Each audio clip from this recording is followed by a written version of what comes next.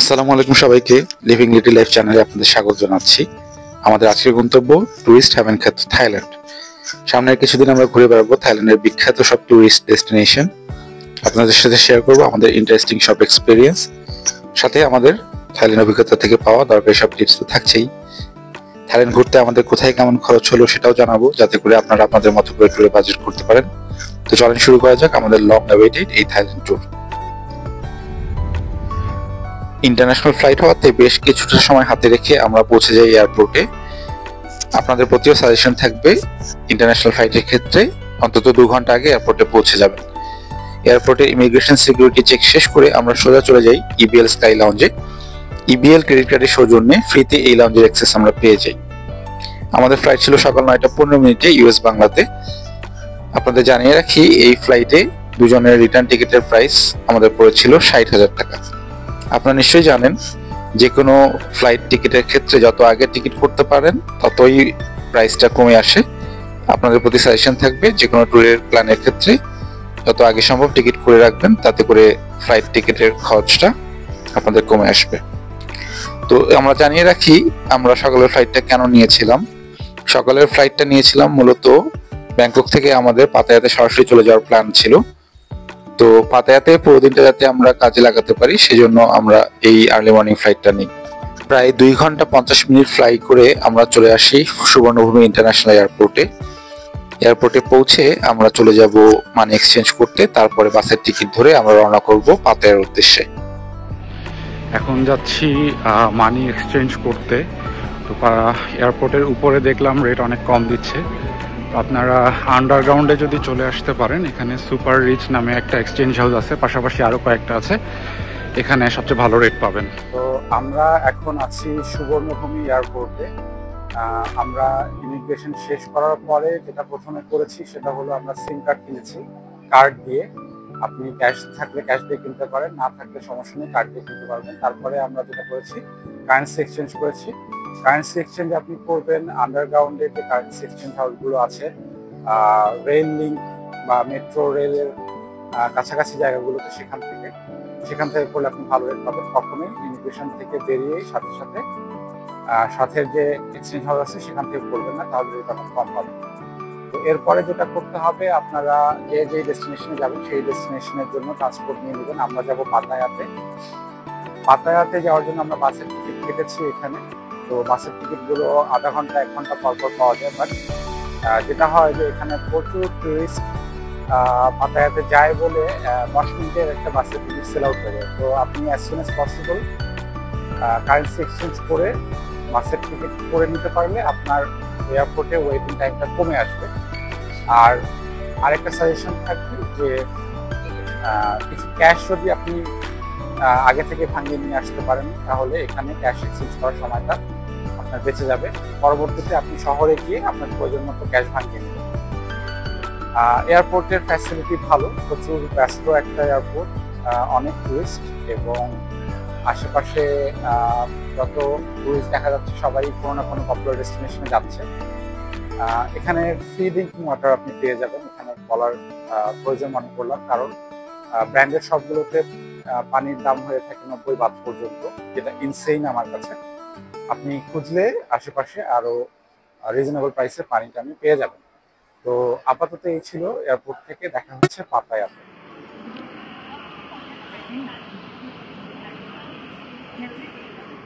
তো যেটা হয়েছে, আমরা আসলে সকালে ইবিএল স্কাই লাউঞ্জে ব্রেকফাস্ট করার কারণে প্লেনে যে খাবারটা দিয়েছিল সেটা খেতে পারিনি। তো আমরা সেটা সাথে রেখেছিলাম। এখন খেয়ে দেখবো যে খাবারটা অ্যাকচুয়ালি কেমন বা আমাদের স্বাদ কেমন লাগছে। এখানে দিয়েছে পোলাও, ডাল আর বিফ। ডালের টেস্ট খুবই ভালো। আমরা সাথে যেমন খেয়ে অনেকটা সেরকমই, বাট ঘন ডাল। বিফটা কেমন সেটা খেয়ে বলছি। যদিও খুব বেশি এক্সপেকটেশন নেই এয়ারলাইন্সের খাবার থেকে, বাট ভালো হলে খারাপ হবে।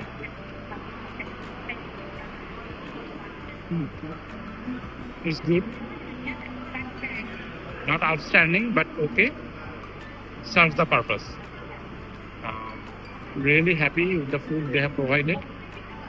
এর থেকে বেশি এয়ারলাইন্সের থেকে আমি আশাও করিনি। সবচেয়ে বড় কথা এয়ারপোর্টে অপেক্ষা করতে করতে এখন খাবার খুঁজতে যেতে হলো না, আমরা আমাদের ওই খাবার দিয়েই লাঞ্চ সেরে ফেলছি। এয়ারপোর্ট থেকে এসি বাসের টিকিট কেটে আমরা চলে যাচ্ছি পাতায়াতে। 120 কিলোমিটার দূরে 2 ঘন্টা জার্নি করে আমরা পাতায়াতে পৌঁছে যাব। পার পার্সন আমাদের খরচ পড়েছিল প্রায় 180 বাত। রাস্তা অনেক ভালো, বাসটাও অনেক কমফোর্টেবল ছিল।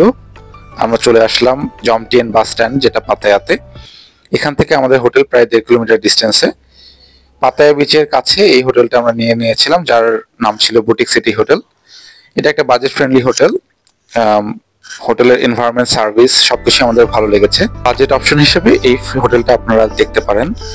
আশা করি আপনাদের জন্য একটা ভালো চয়েস হবে। আচ্ছা, চলেন আপনাদেরকে আমাদের রুম ট্যুরটা দিয়ে দিই। পাতায়াতে আমরা কোন রুমে থাকছি, রুমটা কেমন একটু দেখেন।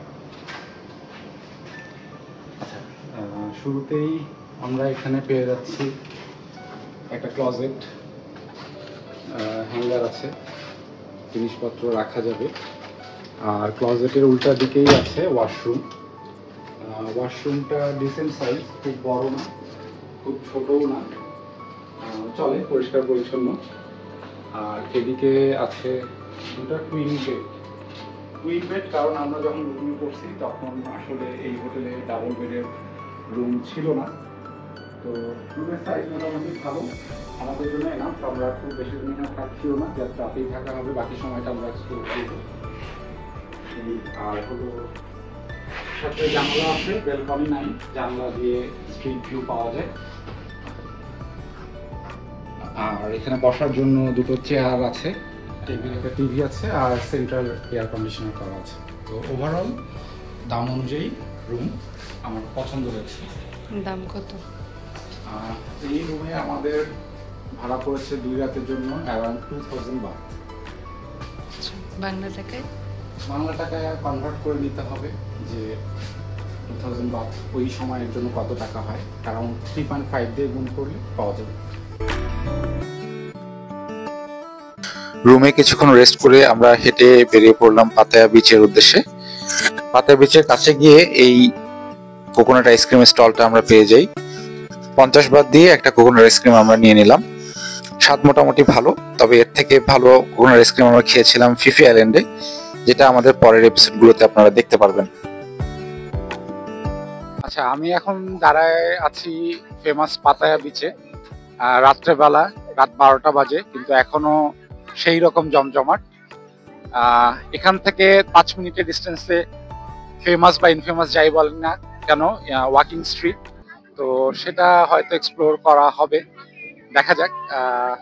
আজকে আর খুব একটা এনার্জি হচ্ছে না। আজকে আমরা হোটেলে যাব, কালকে লম্বা একটা দিন হবে, আপনাদের সাথে শেয়ার করবো আশা করি। পরের দিন ব্রেকফাস্ট করে আমরা স্কুটার রেন্টের জন্য বেরিয়ে পড়বো। তার আগে হোটেলের টপ ফ্লোর থেকে ভিউটা আপনাদের দেখিয়ে নিই। পাতায়াতে স্কুটার রেন্ট করার জন্য হাতের আশেপাশে অনেক অপশন আপনারা পেয়ে যাবেন। পাতায়াতে সাধারণত দিন হিসেবে স্কুটার রেন্ট দিয়ে থাকে, মানে সকাল 11টায় আপনি যদি স্কুটার রেন্ট করেন, পরের দিন সকাল 11টা পর্যন্ত স্কুটার রাখতে পারবেন। স্কুটার রেন্ট করার জন্য আপনার কাছে ওরা পাসপোর্ট জমা নেবে অথবা থাই বাত অ্যাডভান্স হিসেবে জমা রাখবে, যেটা কিনা স্কুটার রেন্ট করে রিটার্ন করার সময় আপনাকে ফেরত দিয়ে দিবে। আপনার কাছে যেটা সুইটেবল মনে হয় সে অনুযায়ী আপনারা স্কুটার রেন্ট করে নিতে পারবেন।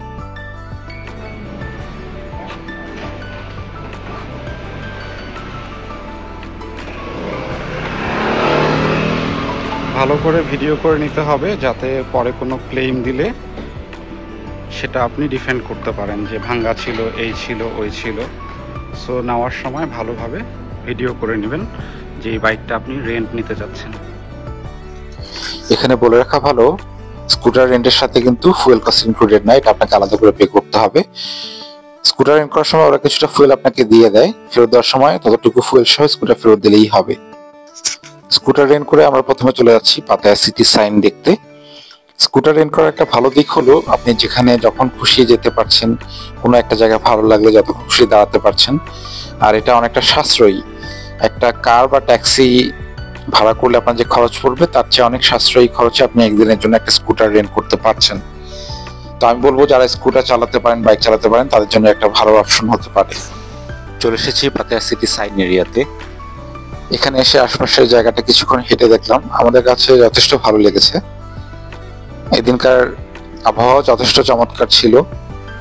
এটার পাশেই রয়েছে বালি হাই পিয়ার। আমরা ঘাট বলতে যা বুঝি, থাইল্যান্ডে পিয়ার বলতে সাধারণত সেই জায়গাটাকেই বোঝানো হয়। এই পিয়ার থেকে আশপাশের কোরাল আইল্যান্ড ট্রিপে অনেকে গিয়ে থাকে, অনেকে স্কুবা ডাইভিং ট্রিপে যায়, ফিশিং ট্রিপে যায়। আপনাদের যদি সময় থেকে থাকে পাতায়াতে কাটানোর মতো, আপনারা এই অ্যাক্টিভিটিস গুলো এক্সপ্লোর করতে পারেন বা আপনাদের পছন্দ মতো ট্রিপ নিতে পারেন এখান থেকে।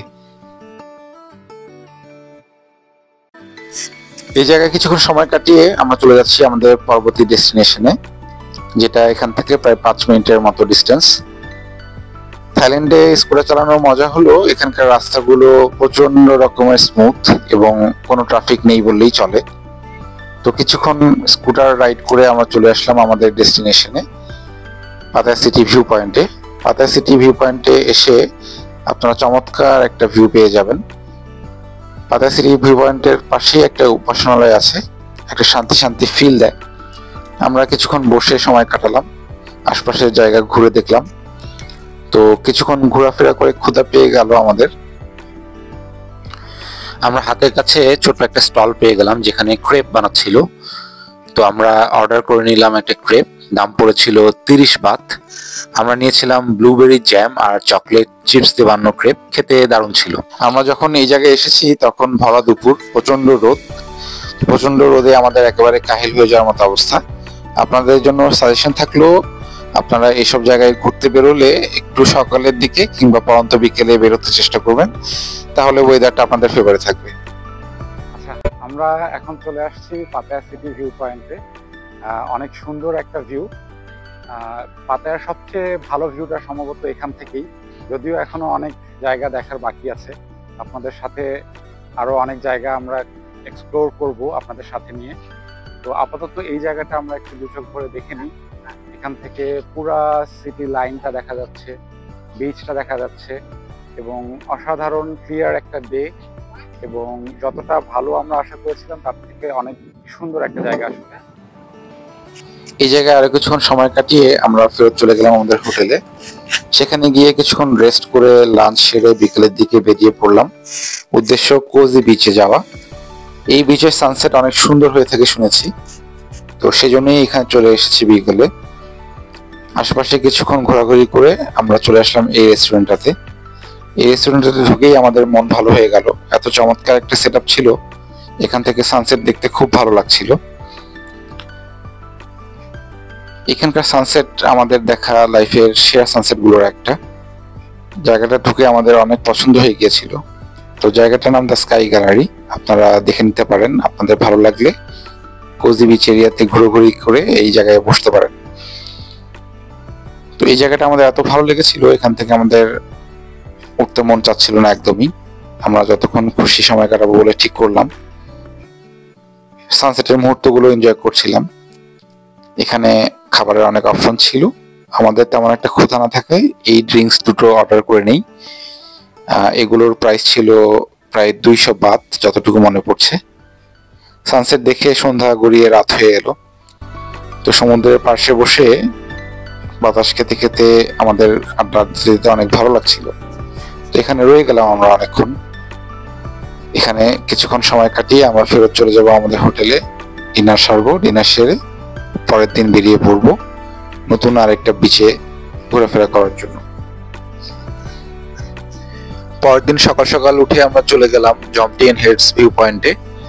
আজকে আমাদের পাতায়া থেকে ব্যাংককে ফেরত যাওয়ার দিন। ব্যাংকক হয়ে আমরা চলে যাব ফুকেটে। তার আগে এই ভিউ পয়েন্টটাতে এসে কিছুক্ষণ সময় কাটিয়ে নিচ্ছি।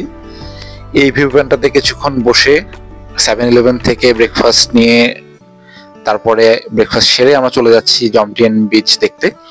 জমটিয়েন বিচ দেখে আমরা হোটেলে ফেরত যাব। তারপরে আমরা বাসে করে ব্যাংককের দিকে রওনা করব, যেখান থেকে আমরা চলে যাব ফুকেটে। তো আশা করি ভিডিওটা আপনাদের ভালো লেগেছে। ভালো লাগে থাকলে সাবস্ক্রাইব করবেন, লাইক কমেন্ট শেয়ার করবেন। আর থাইল্যান্ড ট্যুর রিলেটেড কোনো কোয়ারিজ থাকলে কমেন্ট করবেন, চেষ্টা করবো আপনাদের কোয়ারিজ গুলো যথাসম্ভব উত্তর দেওয়ার জন্য। আল্লাহ হাফেজ।